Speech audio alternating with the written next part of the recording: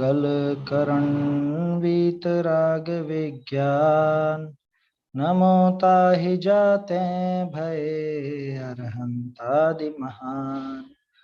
करि मंगल करि हो महाग्रंथ करण को काज। जाते मिले समाज सब पावे निज पद राज।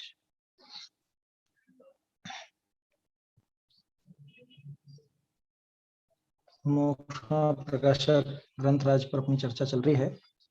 8वां अधिकार अपन देख रहे हैं। अनुयोगों का क्या स्वरूप है, जिनागम का क्या स्वरूप है, किस तरह से इसमें कथन होता है, ये सब बातें क्रमशः अपन समझ रहे हैं। इसमें प्रथमानुयोग का प्रयोजन क्या था ये अपन ने कल देखा, और अब करणानुयोग का प्रयोजन ये अपन ने कल प्रारंभ किया था। लेकिन उसके साथ ही अब उसके आगे की जो बात थी, क्या क्या विशेषताएं हैं, करणानुयोग क्यों लिखा गया, क्या कारण है, इतनी गंभीर गंभीर बातें, ऐसी रहस्यमयी बातें क्यों लिखी गई, ये यहाँ पर बता रहे हैं। आवाज आ रही है क्या मेरी?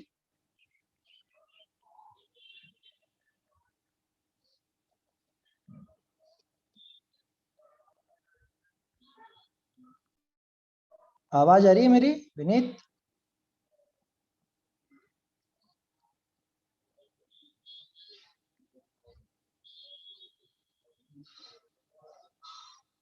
आ रही है आवाज? अच्छा अच्छा, हाँ, मुझे एकदम यहाँ से पता नहीं चल रहा था। चलिए, क्योंकि कोई सामने नजर नहीं आ रहा था। चलिए देखते हैं। तो कर्णानुयोग का जो प्रयोजन है, कर्णानुयोग में किस बात की मुख्यता है, क्यों कर्णानुयोग के ग्रंथ लिखे गए, क्या उनकी पद्धति है, वो यहाँ पर दिखा रहे हैं। कल अपन ने बात शुरू की थी कि बहुरी कर्णानुयोग के विषय जीवन की व कर्मणि की विशेष व त्रिलोक आदि का की रचना निरूपण करी जीवनी को धर्म विषय लगाए है। क्या ये धर्म में लगाने की बात तो प्रथमानुयोग में भी यही थी, और कर्णानुयोग में, चरणानुयोग, द्रव्यानुयोग, सब में यही बात आएगी कि जीवों को धर्म मार्ग में लगाया गया है किसी न किसी तरह से।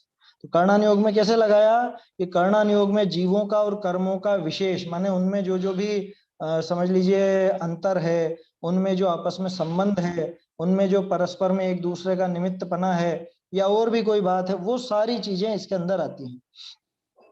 ठीक है।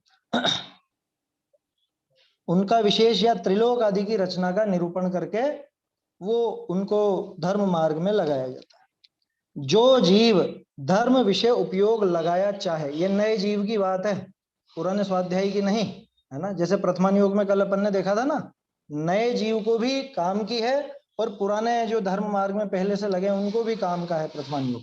उसी तरह से कर्णानुयोग में भी ऐसा दो वर्गीकरण किए।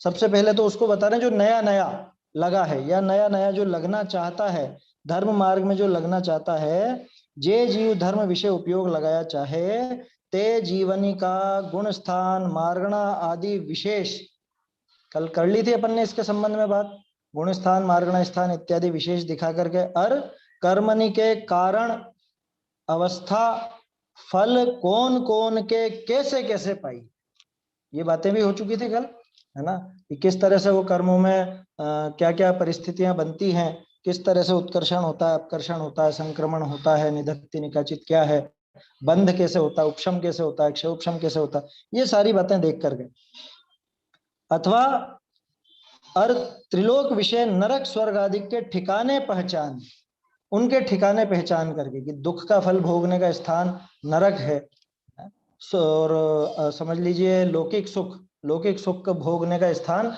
वो स्वर्ग है, या पुण्य के उदय में स्वर्ग प्राप्त होता है, पाप के उदय में नरक प्राप्त होता है, वहां ऐसी प्रतिकूलता होती है, उधर ऐसी अनुकूलता होती है। ये सारी बातें अपन ने देखी। किस जगह पे धर्म का साधन आसानी से किया जा सकता है, किस जगह नहीं किया जा सकता, ये सब भी पता चलता है त्रिलोक के ज्ञान से, है ना।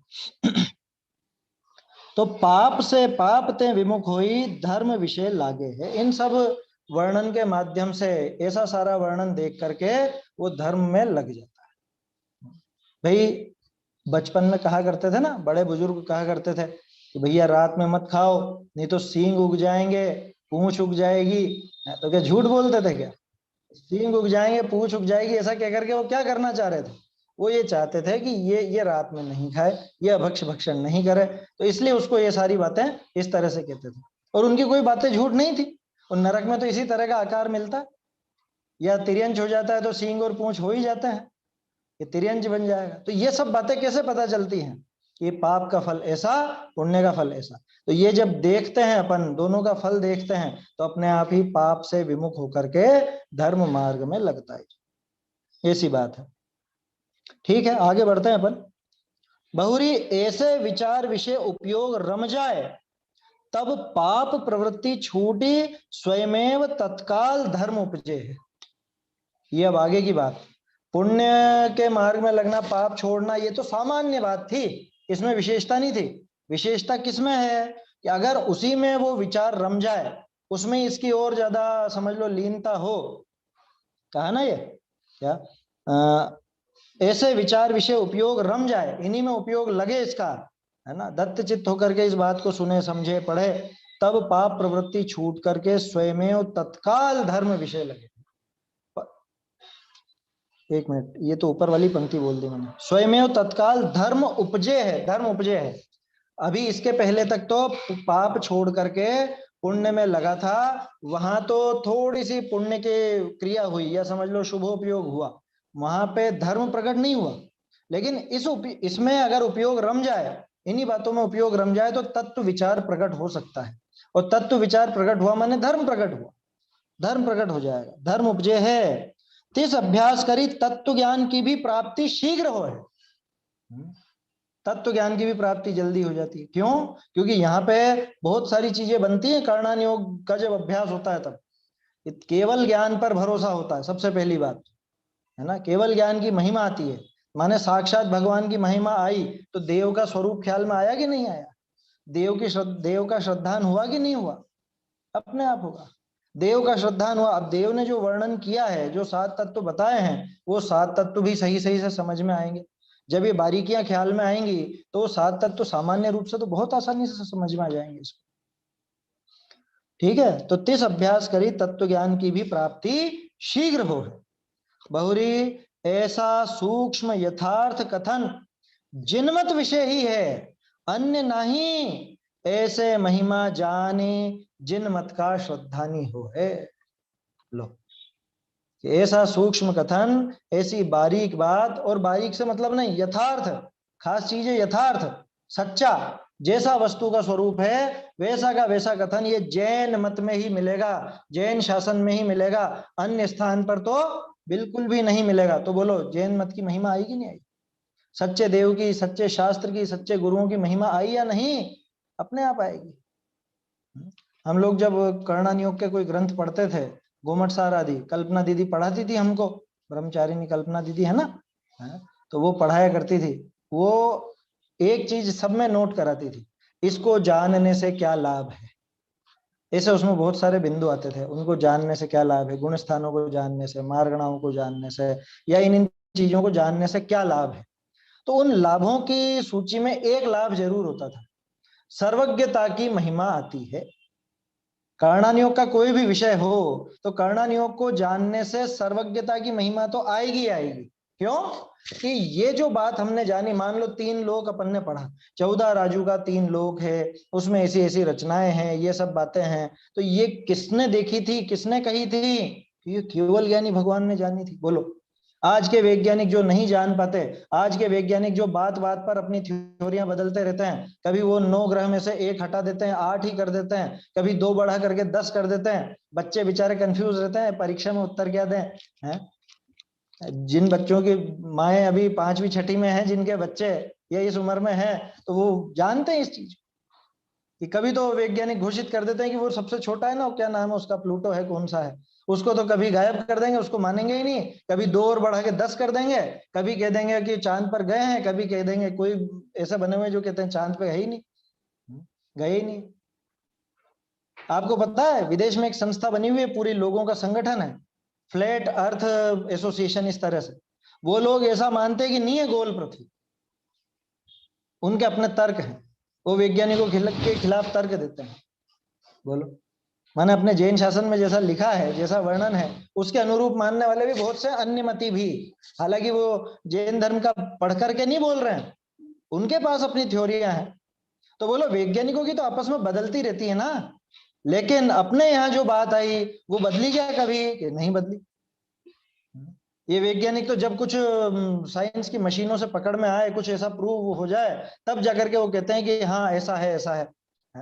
100 सवा 100 साल पहले वो जगदीश चंद्र बोस ने कह दिया कि पौधों में भी जान होती है, तब मानने लगे कि पेड़ पौधों में जीव है। हमारे यहाँ तो 2000 साल पहले से लिखा हुआ है, नहीं है? वो गर्भ में जो बच्चा पलता है, वो पहले कहते थे कि 6 महीने में सांस आती है, फिर कहने लगे कि नहीं 4 महीने में, फिर कहने लगे 3 महीने में, फिर कहने लगे महीने भर में, फिर कहने लगे 20 दिन में, 15 दिन में, 10 दिन में। अब आजकल जैसे जैसे इनकी मशीनें एडवांस होती जा रही हैं, वैसे वैसे थ्योरियां बदलती जाती हैं इनकी। अपने क्या कहते हैं, अंतर मुहूर्त में पर्याप्तियां पूरी हो जाती, अपनी थ्योरी नहीं बदलती। लोगों को शुरू शुरू में मजाक लगता है, लेकिन जैसे जैसे वो बातें सही सिद्ध होती जाती हैं, तब स्वीकार करते जाते हैं। समझ में ही बात? तो बोलो ये सारी बातें जो कर्णन योग में आई हैं, जो साक्षात अपन नहीं जान पाते लेकिन शास्त्रों के माध्यम से जान लिया, तो उसमें ये बात भी तो गर्भित है ना कि जिन्होंने ये बात जानी थी, जिन्होंने ये बात हमको बताई, वो कितने महान हैं, वो कितने सच्चे हैं, वो कितने अच्छे हैं। वीतरा विज्ञान में पाठ है ना देवशास्त्र गुरु का, उसके अंदर आता है भगवान की वाणी सच्ची और अच्छी क्यों होती है। आप लोगों ने जिन्होंने पढ़ा होगा उन्होंने ये चीज जरूर पढ़ी होगी कि बोलो भगवान की वाणी वीतराग की वाणी सच्ची और अच्छी क्यों? कि भाई झूठ 2 कारणों से बोला जाता है, या तो मालूम नहीं हो तो बोले, और या फिर कषाय हो, कुछ राग द्वेष हो तो बोले, है ना? 2 ही कारण है। और वो वीतरागी हैं, उनके राग द्वेष है नहीं, तो किसी का कुछ बिगाड़ करना नहीं, झूठ क्यों बोलेंगे? और अज्ञानता, क्या अज्ञानता उनके है नहीं, केवल ज्ञान है, 3 लोक 3 काल का समस्त जानते हैं, तो झूठ क्यों बोलने लगे? तो ये सारी बातें जान करके महिमा आती है, केवल ज्ञानी भगवान की महिमा आती है। ये केवल ज्ञानी की तो लिखी ही नहीं यहाँ पे। यार वही बात है, लिखा ना ये, क्या कह रहे हैं, जिनमत विषय ही है ऐसी बातें, अन्यत्र नहीं, ऐसी महिमा जानी जिनमत का श्रद्धा नहीं हो। कि भैया ये बातें तो जैन दर्शन में ही पढ़ने को मिलेंगी, ऐसी बारीक बारीक बातें और इतना बारीक सत्य जो अभी वैज्ञानिकों तक को पकड़ में नहीं आता, और बाद में वो मशीनों के माध्यम से पकड़ पकड़ करके अपनी थ्योरियां बनाते रहते हैं। ये सारी चीजें जैन मत के अलावा नहीं मिलेंगी। और बताऊं आपको, बहुत सी चीजें जो अन्य दर्शनों में मिलेंगी नहीं। स्याद्वाद नाम की कोई चीज अन्य जगह नहीं मिलेगी, अनेकांत नाम की कोई चीज नहीं मिलेगी, पुद्गल नाम की कोई चीज नहीं मिलेगी, नए प्रमाण तो मिलता है, नए नाम की कोई चीज नहीं मिलेगी, निश्चय नए, व्यवहार नए इत्यादि, ये विधि नहीं मिलेगी।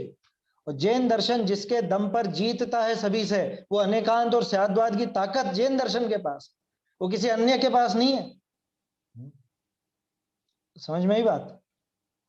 अन्य जगह पूछ लो आप, देखें किसी से कि भैया तुम एक तरफ तो कहते हो कि आत्मा अजर अमर अविनाशी है, शस्त्रों से छिदता नहीं है, और वायु से सूखता नहीं है, आग से जलता नहीं है, मरण नहीं होता, फिर ऐसा उपदेश क्यों दे दिया कि है अर्जुन तू तो मार? है क्या है ये, पूर्वा पर विरोध नहीं है क्या? वो अन्य अगर कहेगा कि नहीं नहीं आत्मा नहीं मरता, कि तो फिर ये मरण कैसे बता दिया तुमने, उसका जवाब नहीं है उनके पास, हमारे पास है।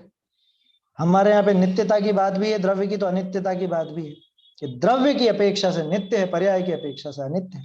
द्रव्य रूप करी सर्व थिर, परजय थिर है कौन? तो हमारे यहाँ सारे जवाब हैं, क्यों? क्योंकि हमारे पास अनेकांत और स्याद्वाद की ताकत है। ये ताकत किसी अन्य जगह पे नहीं, हमारे पास केवल ज्ञानी है, केवल ज्ञान की ताकत है, केवल ज्ञानी जानते हैं, वैसा वो बताते हैं, और वैसा हम इसमें, ये जैन दर्शन में, जैन शास्त्रों में हम पढ़ते हैं। तो अपने आप इन बातों को, कर्णान योग के ग्रंथ पढ़ने पर केवल ज्ञानी की महिमा आती ही आती है, नहीं आए ये संभव ही नहीं। क्योंकि उसमें आश्चर्य होता है ना, सोचो तो सही, क्या क्या देखा केवल ज्ञानी ने, क्या क्या देखा। वो कार्मण वर्गणा जो हमको बारीकी से नजर नहीं आती, कोई चश्मे के द्वारा, कोई माइक्रोस्कोप से भी पकड़ में नहीं आती, वो कार्मण वर्गणाएं केवल ज्ञानी जानते हैं कि इतनी संख्या में आई है, इतने कर्म खिरे हैं, इतने कर्म बंधे हैं, इतने कर्मों का उत्कर्षण हुआ है, इतने कर्मों का अपकर्षण हुआ है, क्या? और जीव के भावों से, ऐसे ऐसे भावों से ऐसा संक्रमण हो जाता है? इस प्रकार के भावों से ऐसे कर्म आ जाते हैं, ऐसे कर्मों का नाश हो जाता है, ये सब बातें नहीं आई क्या?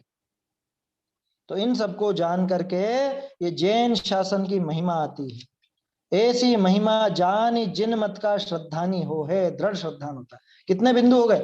पहले तो पाप छोड़ करके पुण्य में लगता है, एक बात तो ये, इसी विचार में दृढ़ हो जाए तो वहां पे साक्षात धर्म प्रकट होता है ना। उसी के साथ साथ वो तत्व विचार यहाँ पे प्रमुख हो जाता है। तत्व ज्ञान की प्राप्ति भी जल्दी होती है इससे, कर्णा योग के अभ्यासी को जल्दी होती है। क्यों? क्योंकि कर्णा योग के अभ्यास में उपयोग को सूक्ष्म करना पड़ता है, बारीकी से समझना पड़ता है। ऐसे फुर्ती फुर्ती में नहीं हो जाता है ना, उसमें उपयोग स्थिर करके रखना पड़ता है। इसीलिए तो कर्णा योग के सिद्धांत ग्रंथों की मनाही है, ऐसे संधि काल में और दूसरे काल में। क्यों मना है? कि उपयोग उस समय पूरा स्थिर रहना चाहिए, है ना। ऐसा नहीं कि चलते फिरते मटर छीलते हुए भी सुन लिया कर्णा योग, ऐसा नहीं चलता। समझ में आई बात? क्या घूमते फिरते कर्णा योग की कक्षा पढ़ ली, ऐसा नहीं होता है। बाकायदा आपको ढंग से ग्रंथ सामने रख करके और पूरा उपयोग लगा करके आंखें खुली रख करके सुनना पड़ेगा। आंखें बंद करके नहीं सुना जा सकता। अध्यात्म तो आप आंखें बंद करके भी सुन सकते हो, आनंद ले सकते हो। कर्णा योग में उपयोग विशेष चाहिए। अब जो इतना उपयोग को बारीक करके लगा रहा है, उसको तत्व ज्ञान की प्राप्ति आसानी से होगी? नहीं होगी, है? आराम से होगी। आया समझ में? क्योंकि तत्व ज्ञान के लिए 7 तत्व, 6 द्रव्य, पंचास्तिका आदि समझने के लिए इतनी मतलब गहराई नहीं चाहिए। वो सरल है इससे, समझ में ही बात। कर्णान योग से सरल है वो चीजें समझना, इसलिए ये कर्णान योग की महिमा है। चलो ये बात तो हो गई किनकी? जो नए लग रहे हैं उनकी। अब वापस से वही प्रश्न, जो पहले के अभ्यासी हैं, पुराने अभ्यासी हैं, बहुत समय से धर्म मार्ग में लगे हुए हैं, उनको भी कुछ लाभदायी है या नहीं है? तो क्या कह रहे हैं कि बहुरी जे जीव तत्व ज्ञानी होई इस कर्णानुयोग को अभ्यास हैं। कौन से जीव? कि जिन्होंने तत्व ज्ञान पहले प्राप्त किया। अभी तक तो किसकी बात की थी अपन ने? जिसने तत्व ज्ञान पहले प्राप्त नहीं किया था, नया नया लगा था। तत्व ज्ञानी तो अब होगा, अभी तो कर्णानुयोग के अभ्यास में ही लगा है। तत्व ज्ञान तो अब जगह आएगा ये। अब किसकी बात कर रहे हैं? कि पहले तत्व ज्ञानी हुआ, पहले तत्व ज्ञान का अभ्यास किया, ठीक है। जे जीव तत्व ज्ञानी हो इस कर्णानुयोग को अभ्यास हैं, तिनको यह तिसका विशेषण रूप भसे। इस पंक्ति को अंडरलाइन कर सकते हैं। चारों अनुयोगों में 4 बिंदु ऐसे बन सकते हैं क्या? कि पुराने अभ्यासी जीव को ये अनुयोग कैसा लगता है? प्रथमानुयोग कैसा लगा था? कि वो अपने तत्व ज्ञान के उदाहरण रूप लगा था, है ना। जो तत्व ज्ञानी जीव था वो प्रथमानुयोग पढ़ता है तो उसको प्रथमानुयोग अपने उन भावों के उदाहरण रूप लगता है ना। और यहाँ पे जब वो कर्णानुयोग पढ़ता है तो वो कर्णानुयोग उसको अपने भावों के विशेषण रूप लगता है। प्रथमानुयोग उदाहरण रूप, कर्णानुयोग विशेषण रूप, ऐसा। ठीक है, देखते हैं वापस से।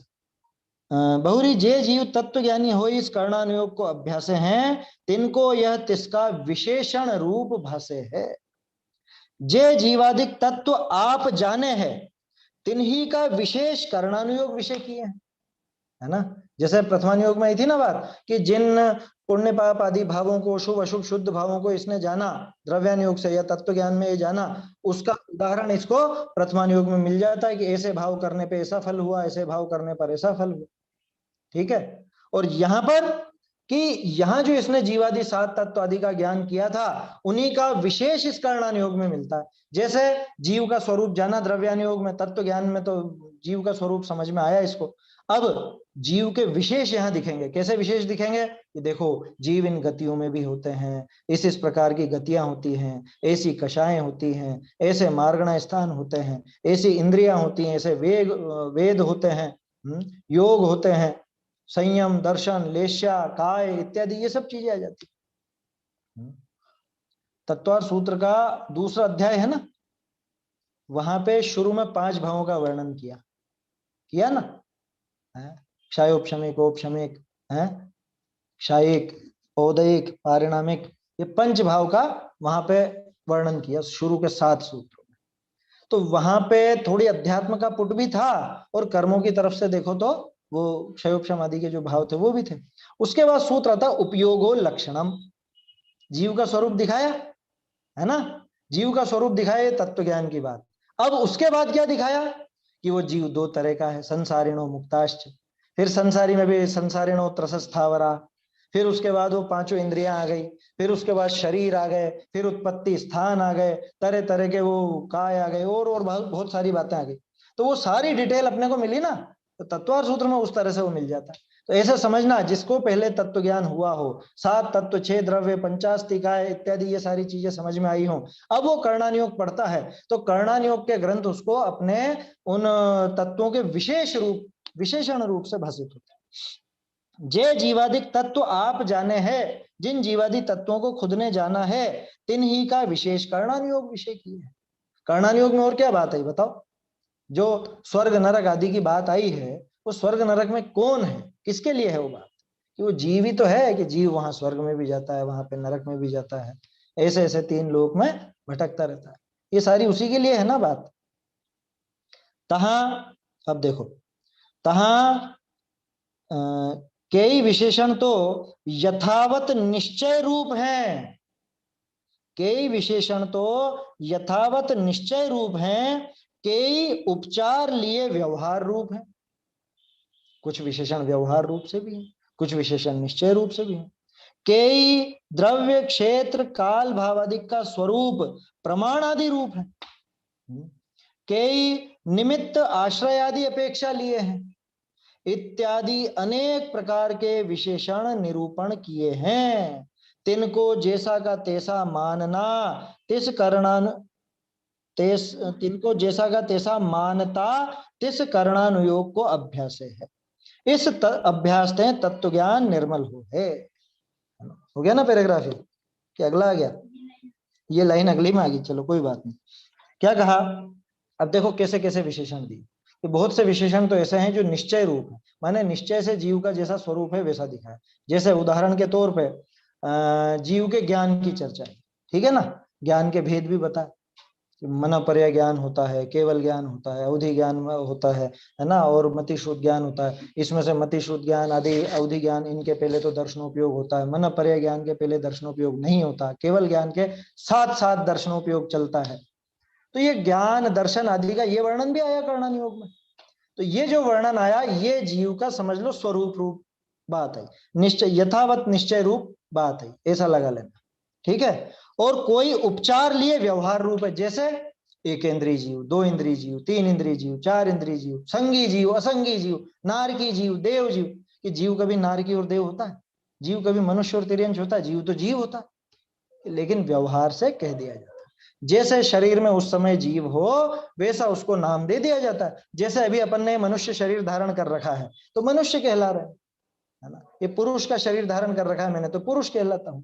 स्त्री का शरीर धारण किया है तो स्त्री कहलाएंगे। व्यवहार से आया समझ में? जैसे वो क्या बोलते थे उसको, पहले आती थी ना बम्बई की मिठाई। बम्बई की मिठाई नाम सुना आप लोगों ने? वो एक वो पता नहीं क्या चाशनी जैसा वो लेकर के आता था, तरह तरह के आकार बना के दे देता था। वो बच्चे कहते मुझे तो स्कूटर चाहिए, तो ये ले स्कूटर। मुझे तो नहीं इसका हवाई जहाज बना दो, तो हवाई जहाज दे दिया। कि मैंने तो हवाई जहाज खाया, मैंने स्कूटर खाया, कोई क्या कह रहा है, कोई क्या कह रहा है। आया समझ में? अब बोलो खाया क्या है? कि वास्तव में तो चाशनी खाई है ना। वो जो भी है, वो जो भी पदार्थ बनाता था, अभक्ष्य बच्चों को खिलाना नहीं, वो तो उदाहरण के लिए मैंने कहा। आया समझ में? यूं समझ लो कि वो प्लास्टिक के डब्बे की शक्कर, वो स्टील के डब्बे की शक्कर, वो कांच की बरनी की शक्कर, शक्कर तो शक्कर है। आया समझ में? तो ऐसा यहां पे भी समझना, मनुष्य जीव, देव जीव, नारकी जीव, 1 इंद्रिय जीव, 2 इंद्रिय जीव, त्रस जीव, स्थावर जीव, मुक्त जीव, संसारी जीव, ये सारे भेद कैसे किए? ये व्यवहार रूप है। कई द्रव्य क्षेत्र काल भाव आदि का स्वरूप प्रमाण आदि रूप है। बहुत सा वर्णन ऐसा होता है कर्णानुयोग में जिसमें द्रव्य का, क्षेत्र का, काल का, भाव का, इनका वर्णन चलता है। वैसे भी भेद कर दिए जाते हैं। आया समझ में? जीव के तरह तरह के भेद कर दिए, भव्य है, अभव्य है, और ऐसा है और वैसा है। यहाँ का जीव है, दूरान दूर भव्य है, दूर भव्य है, निकट भव्य है, ऐसे भेद कर दिए। क्षेत्र अपेक्षा बात कर ली कि ये आर्य है, ये म्लेच्छ है, ये कर्म भूमि वाला है, ये भोग भूमि वाला है। अब बोलो जीव में क्या घुस गया कर्म भूमि और भोग भूमि का? या जीव में उसका क्या घुस गया म्लेच्छ खंड और आर्य खंड? समझ में आ रही है बात? काल की अपेक्षा बात कर लेगी, ये पंचम काल का जीव है, ये निकृष्ट जीव है, ये छठे काल का जीव है, ये चौथे काल का जीव है, ये तीसरे काल का जीव है। काल अपेक्षा भी इस तरह से बात कर ली जाती। ये सिर्फ अपन जीव पर घटा रहे हैं अभी, सिर्फ उदाहरण के रूप में। ऐसे आप सातों तत्वों पर घटित करके देख सकते, कर्मों पर भी देखा जा सकता। समझ में ही बात। भाव की तो बहुत लंबी चर्चा हो जाती है। कुल मिला के वो जो वर्णन आता है सत प्ररूपण आदि का, सत संख्या क्षेत्र स्पर्शन काल अंतर भाव अल्प बहुत, ये पूरा विस्तार, ये सब विस्तार इन्हीं रूप है, ये कर्णानुयोग का विस्तार है। इनका स्वरूप प्रमाण आदि रूप है। प्रमाण भी बताया जाता है। प्रमाण माने संख्या, माप। जैसे किसी की तो लंबाई दिखाई जा रही है कि बोलो सुमेरु पर्वत कितना लंबा है, ढाई द्वीप कितना कितना विस्तार वाला, भरत क्षेत्र कितना विस्तार वाला। और वो जीवों का भी वर्णन आता है तो ऐसे ही कि तीसरे काल में कितने लंबे जीव होते हैं, चौथे काल में कितने होते हैं, कितनी आयु वाले होते हैं, कैसा उनका शरीर का माप आदि होता है, ये सारी बातें भी आ जाती हैं। तो इत्यादि अनेक प्रकार के विशेषण निरूपण किए हैं।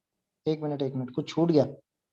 हाँ, कई द्रव्य क्षेत्र काल भाव आदि का स्वरूप प्रमाण आदि रूप है। कई निमित्त आश्रय आदि अपेक्षा लिए हैं। बहुत से निमित्ताधीन कथन है। अरे बहुत से क्या, यूं समझ लो कि कर्णानुयोग में अधिकांश तो निमित्ताधीन कथन ही है। जैसे कि ज्ञानावरणी से ज्ञान नहीं हो पाता, ज्ञानावरणी जीव को ज्ञान नहीं होने देता। अब बोलो ज्ञानावरणी में ज्ञान है क्या जो वो रोक लेगा? निमित्ताधीन कथन है कि इधर ज्ञानावरणी कर्म का उदय होता है, इधर ये स्वयं इसका ज्ञान खिल नहीं पाता, तो कह दिया जाता है कि ज्ञानावरणी ज्ञान गुण का घात करता। बोलो ये भी तो व्यवहार का कथन है, ज्ञान गुण का घात करता है। गुण का कभी घात हो सकता है? गुण का कभी घात नहीं होता, तो फिर किसका घात करता है वो? कि उस समय की पर्याय का। और घात किया क्या? एक समय की तो पर्याय घात करना आएगा कहां से? कि वो पैदा ही उस रूप में होती है। तो जब उस तरह की पर्याय पैदा होती है, ज्ञान की अल्प विकसित रूप पर्याय पैदा होती है, उस समय हम कह देते हैं कि ये ज्ञानावरणी कर्म का काम। ये जीव जब मिथ्यात्व में पड़ा होता, अब हम कह देते हैं ये दर्शन मोहनी की वजह से ये जीव संसार में भटक रहा है, दर्शन मोहनी ने इसको पकड़ रखा। भूधर दास जी स्तुति में बोल देंगे, मैं तो एक अनाथ ये मिल दुष्ट घनेरे, किए बहुत बेहाल सुनिए साहिब मेरे हैं। ज्ञान महानिधि लूट रंक निबल कर डारियो, ऐसी ऐसी बात कह देते हैं। ये सब निमित्ताधीन कथा। समझ में ही बात। तो कर्णानुयोग में, ये कर्णानुयोग की विशेषता है, वहां पे इस तरह से निमित्ताधीन कथन भी किए जाते हैं। वस्तु का स्वरूप भी बताया जाता है, लेकिन निमित्ताधीन कथन भी वहां पे बहुत आयत में मिलते हैं। ठीक है।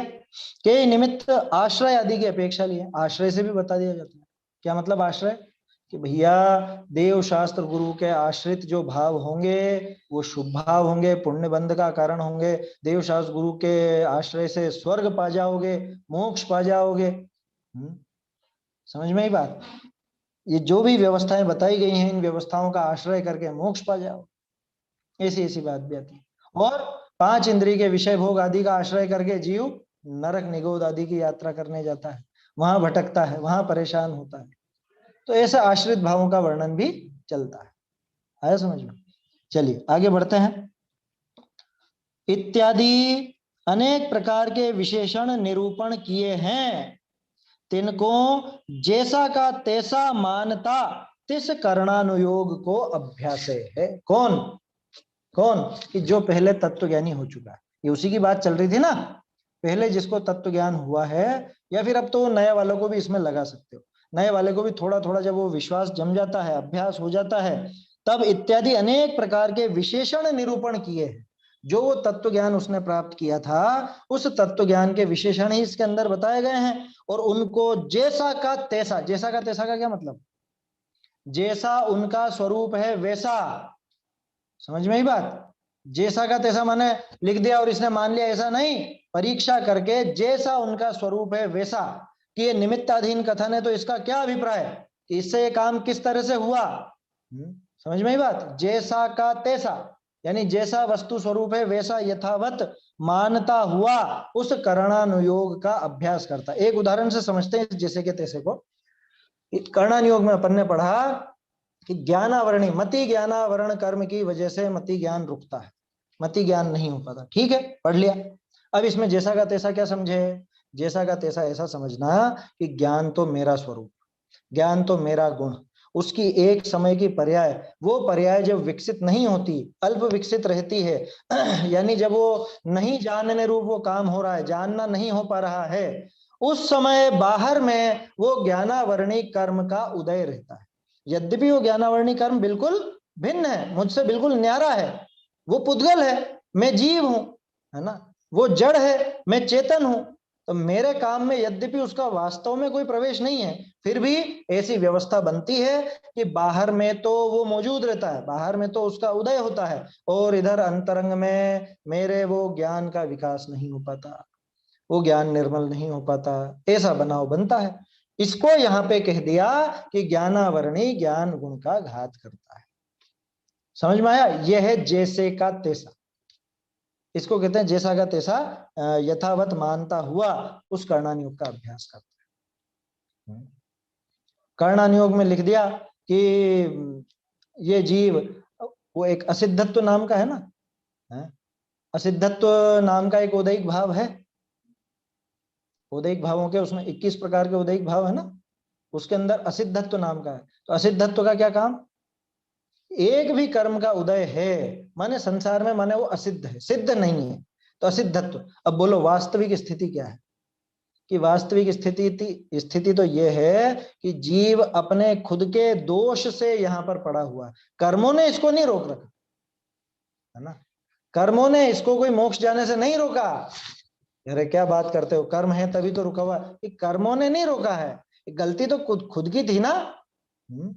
थारो ही अपराध चूक तो कर्म अचेतन आंधो, याद रखिए पंक्ति, क्या कर्म बिचारे कौन, भूल मेरी अधिकाई, वैसी बात है।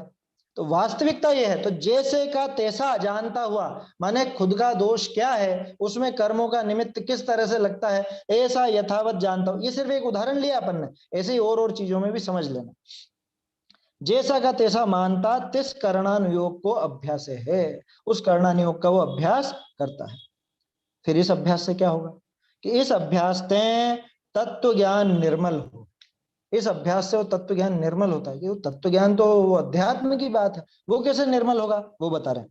जैसे को यह तो जाने था कि यह रत्न है, परंतु उस रत्न के विशेषण घने जाने निर्मल रत्न का पारखी होई, तैसे तत्वनी को जाने था कि ये जीवादिक है, परंतु तिनी तत्वनी के घने विशेषण जाने तो निर्मल तत्व ज्ञान होई, और तत्व ज्ञान निर्मल भय आप ही विशेष धर्मात्मा हो। क्या हो गया ना, ये आप ही विशेष धर्मात्मा हो। कैसा सुंदर उदाहरण दिया, जैसे आप कोई रत्न की अंगूठी खरीद करके लाए, ठीक है ना, तो आपको ये तो पता है कि ये रत्न है, इसमें ये रत्न लगा, जो भी लगा हो वो क्या मूंगा माणक वगैरह जो भी आता है, हीरा हो, मोती हो, पन्ना हो, लाल हो, जो भी है, ठीक है। तो आपको ये तो पता है कि हाँ ये हीरा है, बस इतना ज्ञान है आप, एक तो ये। दूसरा, जिसको ये पता है कि कितने तरह का हीरा आता है ना, और हीरे में भी कितना वो कट कितना होता है, क्लैरिटी कितनी है, या क्या क्या उसका जो भी विशेषताएं होती हैं, कितने कैरेट का है, या कहाँ का हीरा है तो ज्यादा विशेष है, कि वो साउथ अफ्रीका का ज्यादा विशेष है, कि अपने पन्ना की खान का ज्यादा विशेष है, कि और कोई विदेश का ज्यादा विशेष आता है, कि कितने किस आकार का ज्यादा खास होता है, ये जिसको ज्ञान है वो पारखी है ना, उसका ज्ञान निर्मल होगा ना अपने आप ही। वो जब हीरे की अंगूठी खरीदेगा, एक तो हम खरीद रहे हैं कि जिसको सिर्फ ये पता है कि हाँ भैया हीरा है, और ये सरकारी इस पे कुछ कुछ लिखा हुआ है, पर्ची साथ में आई है, इसको संभाल के रखना, उस पर्ची से ही उसकी वैल्यू है, नहीं तो कांच का टुकड़ा मानेंगे उसको, यही जानते हैं अपन। और जो पारखी है वो तो उसकी सारी बारीकियां जानता। समझ में ही बात? तो एक तो हमने सामान्य रूप से जीव को जाना, और एक मतलब जीव का स्वरूप जान लिया अपन ने, जीव जानने देखने वाला है, ज्ञाता दृष्टा है, सुख दुख का अनुभव करता है, छुट्टी। दूसरा, कर्णानुयोग के माध्यम से अपन ने देखा कि जीव के कितने प्रकार के भाव होते हैं, कैसे कैसे भाव होते हैं, कहाँ कहाँ पर जीव पाए जाते हैं, कैसे कैसे जीव होते हैं, कैसे भावों से कैसी दशा होती है जीव की, ये सारी बातें जानी। तो ये विशेष ज्ञान हुआ ना, विशेष निर्मलता आई ना, ऐसी बात है। क्या कहा कि जैसे कोई ये तो जाने था कि ये रत्न है, कि रत्न है, इसका ज्ञान तो है, लेकिन उस रत्न के विशेषण घने जाने, बहुत बहुत विशेषणों को जाने तो निर्मल रत्न का पारखी होई, तो वो विशेष रूप से उस रत्न का पारखी हो जाता है। उसी तरह से तैसे तत्वनि को जाने था ए जीवा दिखे, कि पहले तो सामान्य रूप से ऐसा तत्व ज्ञान था कि जीव ऐसा है, अजीव ऐसा, आश्रव ऐसा, बंध ऐसा, सवर्ण निर्जरा, मोक्ष ऐसा। परंतु तिन तत्वनि के घने विशेष जाने, कर्णन योग में तो विशेष आते ही, इतने प्रकार का तो आश्रव, इतने प्रकार का बंध है, और इतने इतने प्रकार के ये समझ लीजिए प्रकृति बंध ऐसा, प्रदेश बंध ऐसा, स्थिति अनुभाग बंध ऐसा है। अभी अपने को सिर्फ सामान्य रूप से बंध का ज्ञान था कि कर्मों का आना, कर्मों का आकर के बंध जाना, वो बंध है। लेकिन अब ऐसा भी पता चला कि कर्म ऐसे भावों से तो इस तरह के बंधते हैं और ऐसे भावों से इस तरह के बंधते हैं। कुछ भाव ऐसे होते हैं जैसे जब विशेष विशुद्धि बढ़ जाती है तो कर्मों की स्थिति तो कम बंधेगी, लेकिन अनुभाग पुण्य का ज्यादा बंधेगा और पाप का कम बंधेगा। ये विशेषताएं जब पता चलती है तो विशेष विशेष आनंद आता है ना, तत्व ज्ञान और निर्मल होता है। परंतु तिनि तत्वनि के घने विशेष जाने तो निर्मल तत्व ज्ञान होई, और तत्व ज्ञान निर्मल भय आप ही अपने आप ही स्वयं ही विशेष धर्मात्मा हो है। जब तत्व ज्ञान निर्मल होगा, इसको विशेष हो जाएगा, तो स्वयं ही धर्मात्मा भी विशेष हो जाएगा। धर्मात्मा किसका नाम है बताओ, किसको कहते हैं धर्मात्मा?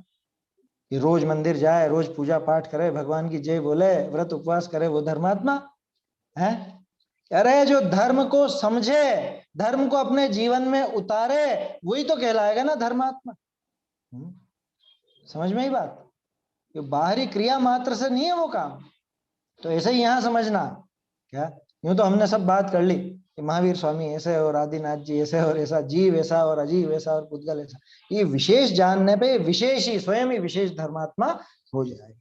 धर्म को समझेगा, धर्म ही तो है, और क्या है? धर्म माने क्या कि वस्तु साहब धम्मो, वस्तु का स्वभाव धर्म है, वो भी तो परिभाषा आती है ना। और कर्णन योग में जितना वस्तु का स्वभाव स्पष्ट हुआ है उतना तो कहीं पर भी नहीं होता, क्योंकि ये केवल ज्ञान के आधारित अनुयोग है।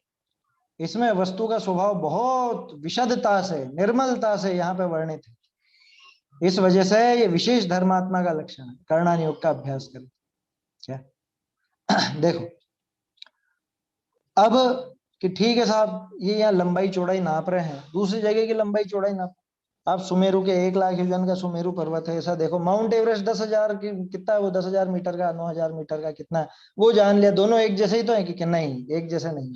जैसे प्रथमान योग में देखा था अपन ने, वो उपन्यास की कहानी पढ़ना और पुराण की कहानी पढ़ना, दोनों एक जैसे हैं क्या? जमीन आसमान का अंतर। ऐसे ही यहाँ पे जमीन आसमान का अंतर है। क्या कह रहे हैं? बहुरी अन्य ठिकाने उपयोग को लगाइए तो रागादिक की वृद्धि हुई, और छद्मस्थ का एकाग्र निरंतर उपयोग रहे नहीं। ये देखिए, ये वापस वैसी बात आ गई, वो जो एक समय में उपयोग एक को जानता है वाली बात पहले करी थी ना अपन ने। पहले भी 2-3 पेज ऐसे नोट करे थे अपन ने, वैसी बात यहाँ पे भी। क्या कह रहे हैं कि अन्य ठिकाने अगर उपयोग को लगावे, क्या मतलब क्यों लगाए साहब हम? कह रहे भाई तत्व ज्ञान में कितनी देर उपयोग लगा लो, तत्व ज्ञान से तो वहां पे उपयोग छूटेगा ही छूटेगा। ज्यादा कितना जान लोगे, कितना उस पर विचार कर लोगे?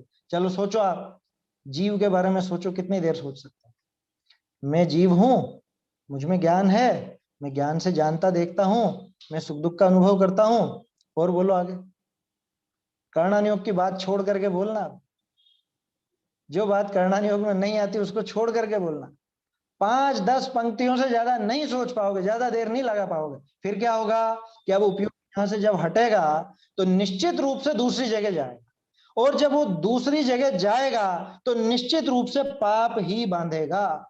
उपयोग दूसरी जगह लगेगा तो निश्चित पाप ही बांधेगा। लिखा ना यहाँ, अन्य ठिकाने उपयोग को लगाइए तो रागादिक की वृद्धि हुई। कि थोड़ी देर मैंने अपने आत्मा का चिंतन किया, ध्यान लगाया, ध्यान भी लगाते ना, बहुत से ध्यान लगाते। क्या ये क्या कर रहे हो कि आधा घंटा ध्यान करो? आधा घंटा ध्यान, आधा घंटा ध्यान किसको बोलते हैं मालूम है? आधे घंटे में तो केवल ज्ञान के नजदीक पहुंच जाए, सही सही ध्यान हो तो। यहाँ ध्यान क्या करता है, बीच बीच में पता नहीं क्या क्या चीजें आ जाती हैं। आप थोड़ी सी देर 15-20 मिनट की पूजा करते हो, जिसमें तो दाल चावल और सब्जी रोटी और सब ख्याल में आ जाते हैं कि क्या क्या करना है और घर जाके क्या तैयारी करनी है? बच्चों का टिफिन बनाना है। अब तो खैर लॉकडाउन में सब घर बैठे, लेकिन ये सारे विकल्प खड़े होते हैं कि नहीं होते हैं? तो क्या कह रहे हैं कि छद्मस्थ का एकाग्र निरंतर उपयोग रहे नहीं। उपयोग एक ठिकाने लगता नहीं है, और ये कर्णानुयोग ऐसी चीज है कि इसमें कब समय निकल जाता है पता नहीं चलता। माने उपयोग लगाने के लिए अगर कोई अनुयोग है तो वो कर्णानुयोग। अगर आपको एक ही जगह टिकाए रखना है अपने उपयोग को, उपयोग की एकाग्रता करनी है, तो कर्णानुयोग से बेटर कुछ भी नहीं, इससे बढ़िया कुछ भी नहीं। क्यों? क्योंकि अध्यात्म की बात का आप चिंतन करोगे ना, थोड़ी देर विचार चलेंगे, उसके बाद फिर ये दूसरी दूसरी दुनिया भर की बातें ख्याल में आ जाएगी। प्रथमानुयोग का विचार करोगे, वहां विचार करते करते पता नहीं कहां पहुंच जाओगे। समझ में आई बात? हमारा उपयोग इस तरह का नहीं। क्या करें अब? ऐसा है तो है, कमजोरी है तो है, क्या कर सकते हैं? इतना तो हम कर सकते हैं कि इस उपयोग को संभालने का उपाय बना सकें। क्या कर सकते हैं कि उपयोग बार बार भटकता है तो इसको ऐसा साधन दो कि जिससे भटके नहीं। तो कर्णानुयोग है उसके लिए। आया समझ में? कर्णानुयोग समझने में वो गुणस्थान, मार्गण स्थान इत्यादि उन सब की चर्चाओं में घंटों निकल जाते हैं, घंटों, पता ही नहीं पड़ता, पता ही नहीं पड़ता। ऐसा लोगों को बहुत मजे आते हैं, जो कर्णानुयोग के अभ्यासी होते हैं, वो कर्णानुयोग का अभ्यास करने में बहुत मजे आते हैं। और अगर किसी को गणित पसंद हो, मैथ्स पसंद हो, और वो सम्यक ज्ञान चंद्रिका अगर उसको मिल जाए, टोडरमल जी की अर्थ संदृष्टि मिल जाए, तो देखो फिर वो तो क्या मतलब मजे आ गए। जैसे बच्चों को मम्मी चली गई लॉक खोल करके मोबाइल का, अब जी भर के मोबाइल देखो, क्या कैसे वो उसके 5-6 घंटे ऐसे ही निकल जाएंगे। ठीक उसी तरह से कर्णानुयोग को जिसको कर्णानुयोग प्रिय लगता हो, उसको वो कर्णानुयोग में उपयोग लगाते लगाते आराम से समय निकल जाता है। ये तो टाइम पास होता है, सिर्फ इतना हुआ कि नहीं, उपयोग इस जगह लगाना, जिनवाणी में लगाना, तो बोलो पुण्य बंधा कि पाप बंधा, तो ये भी फायदा है, वहां पुण्य बंधता। समझ में ही बात? क्या कह रहे हैं? बहुरी अन्य ठिकाने माने अन्य स्थान पर उपयोग को लगाइए तो रागादिक की वृद्धि हुई। मैं माउंट एवरेस्ट को जानने की कोशिश करूंगा तो निश्चित रूप से अगर माउंट एवरेस्ट की जानकारी जुटाऊंगा तो राग तो पैदा होना ही होना है। क्या अरे वाह यार क्या गजब है, देखो तो सही, इतना सुंदर नजारा, और ऐसी ऐसी बर्फ ही बर्फ, क्या, और इतना ऊंचा पहाड़, और इतने लोगों ने पहले इसको चढ़ाई कर ली, और इतनी महिलाओं ने चढ़ाई कर ली, इतने पुरुषों ने चढ़ाई कर ली, अपन भी चले कहीं कहीं घूमने चले, वहां पे माउंट एवरेस्ट की चढ़ाई करें। बोलो यहाँ तो राग खड़ा होता है। और सुमेरु को जानने में ऐसा राग खड़ा नहीं होता। सुमेरु में ज्यादा से ज्यादा राग होगा तो शुभ राग होगा। कैसा? अरे ये सुमेरु पर्वत इतना ऊंचा महान, यहाँ पर सारे ही तीर्थंकरों की, जो भी हमारे जम्बू द्वीप में तीर्थंकर होते हैं, उन सब तीर्थंकरों के जन्म के समय इंद्र आदि देव उनको ले जा करके वहां पर उनका जन्माभिषेक, ज्यादा से ज्यादा इतना राग खड़ा हो। बाकी इससे फिर और आगे बढ़ते हैं कि ये जाना किसने? सुमेरु पर्वत 1,00,000 योजन का है, ये किसने जाना? ये केवल ज्ञानी ने जाना। 1,00,000 योजन जो हम नाप नहीं सकते, हमारे पास ऐसी मशीनें नहीं जिनसे हम उसको नाप सकें। कितना होता है 1 योजन, मालूम है? योजन 2 तरह का, एक तो लौकिक और एक अलौकिक। लौकिक योजन सामान्य गणित में काम आता है, जैसे जीवों की जो लंबाई चौड़ाई बताई जाए या कोई नगरी की बताई जाए तो उसके अंदर काम आता है। और अलौकिक योजन जो अकृत्रिम रचनाएं हैं, उनका नाप अलौकिक योजन में होता है। क्या क्या मतलब? कि जैसे जम्बू द्वीप है, ढाई द्वीप है ना, स्वयंभू रमन समुद्र आदि द्वीप समुद्र है, एक ये 1,000 योजन लंबा, ये 1,000 योजन, ये 1,00,000 योजन, ये 10,000 योजन, ये सारा जो वर्णन आता है ये अलौकिक योजन। अब क्या अंतर अलौकिक योजन और लौकिक योजन में? ऐसा समझना कि लौकिक योजन लगभग लगभग, अंदाजन बता रहा हूं आज की भाषा में, लगभग लगभग 13 किलोमीटर का एक योजन, लौकिक योजन। ठीक है? और इससे 500 गुणा कर लो, कितना हो गया? 6,500 किलोमीटर का एक अलौकिक योजन होता है। 6,500 किलोमीटर लगभग, अंदाजन है ना, अंदाजा बता रहा हूं, लगभग लगभग। अब सोचो 1,00,000 योजन किसने जाना? किसने जाना? कि केवल ज्ञानी भगवान ने। तो अपने आप केवल ज्ञानी की महिमा आई कि नहीं आई? इस तरह से वो महिमा आती है। समझ में ही बात? तो अन्य ठिकाने उपयोग को लगाइए तो रागादिक की वृद्धि हुई, और छद्मस्त का एकाग्र निरंतर उपयोग रहे नहीं, कि हम अध्यात्म की या चरणानुयोग की और बातों में अगर लगाएंगे तो वहां ज्यादा देर टिक नहीं पाएगा उपयोग। वहां पर थोड़ी ही देर में दूसरी जगह जाएगा, और दूसरी जगह जब जाएगा तो निश्चित रूप से रागादि वहां बढ़ते हैं, वहां पाप बढ़ने लगता, पाप भाव होने लगता है। और कर्णानुयोग ऐसा है कि यहाँ पे उपयोग लग जाए तो बहुत लंबा समय आसानी से निकल जाता है, पाप में उपयोग नहीं जाता, पुण्य का ही उपयोग विशेष रूप से रहता है, शुभ भाव भी अधिक रहते हैं यहाँ पर। आया समझ में? ऐसी बात है। चलिए समाप्त करते हैं इसको, 2 लाइनें और हैं। एकाग्र निरंतर उपयोग रहे नहीं, ताते ज्ञानी इस कर्णानुयोग के अभ्यास विषय उपयोग को लगावे हैं। इसलिए ऐसा मत समझना कि ये तो नए जीव के लिए उपयोगी है, कि नहीं, कोई पुराना तत्व ज्ञानी हो उसके भी बहुत काम का है। क्यों? क्योंकि उपयोग लगाने के लिए साधन चाहिए ना, नहीं तो उपयोग भटकेगा तो पाप ही को कमाएगा। यहाँ पे लगा करके वो शुभ भाव में लगे रहते हैं। तिस करी केवल ज्ञान करी देखे पदार्थ निका जान पना या के हो है। लो बोलो, कर्णानुयोग की ये भी विशेषता है कि कर्णानुयोग से हम ऐसी ऐसी बातें जान लेते हैं जो कभी हम हमारे ज्ञान से जान ही नहीं सकते थे। साक्षात जो केवल ज्ञानी भगवान जानते हैं वो बातें हमको जानने को मिल जाती है कर्णानुयोग से। नहीं तो कहां पता चलता स्वयंभू रमण समुद्र ऐसा है, 7 नरक ऐसे हैं, 16 स्वर्ग ऐसे हैं, जम्बू द्वीप इतना बड़ा है, सुमेरु इतना बड़ा है, कैसे पता चलता? साक्षात केवल ज्ञान गम्य बातें हैं ना, उन सब बातों का जानना, केवल ज्ञान गम्य विषय भी हमारे जानने में आ जाता है। प्रत्यक्ष और प्रत्यक्ष अप्रत्यक्ष ही का भेद है कि वो केवल ज्ञानी भगवान प्रत्यक्ष जानते हैं और हम परोक्ष जानते हैं, इतना मात्र अंतर है। भास ने विषय विरुद्ध है नहीं, केवल ज्ञानी भी सुमेरु को सुमेरु ही जानेंगे, हम भी सुमेरु को सुमेरु ही जानेंगे, वो भी 1,40,000 योजन का जानेंगे, हम भी 1,40,000 योजन का जानेंगे। अंतर क्या? कि अंतर यह है कि वो प्रत्यक्ष जानेंगे, हम परोक्ष जानेंगे। केवल ज्ञानी के 7 की जगह 8 नरक जान लेंगे क्या? कि 16 की जगह 12 ही नरक जानेंगे, स्वर्ग जानेंगे? कि जितने हैं वैसे ही जो वो जानते हैं वैसा ही हमको भी जानना हो जाता है। कर्णानुयोग का ये योगदान है। चलिए, ऐसे ये कर्णानुयोग का प्रयोजन जानना, इस तरह से कर्णानुयोग का प्रयोजन बताया गया है। अच्छा, 2 लाइन और रह गई हैं, ये कल ही देखेंगे। फिर कर्ण शब्द का अर्थ क्या है, इसका नाम कर्णानुयोग क्यों पड़ा, ये बात तो रह गई है ना। इस प्रश्न को अपन कल ही देखेंगे, अभी समय हो गया है, भाई साहब भी पधार चुके हैं। जैसे प्रथमानुयोग शब्द क्यों पड़ा था, प्रथमानुयोग का नाम प्रथमानुयोग क्यों, उसी तरह से कर्णानुयोग का नाम कर्णानुयोग क्यों, ये प्रश्न इसके अंदर रह गया। इसके बाद आगे चरणानुयोग का प्रयोजन आएगा, वो अपन कल देखेंगे। निज निधि निज में बताई यह अनंत उपकार है, इसके लिए जिन वाणी माँ को वंदना 100 बार है, वंदना 100 बार है।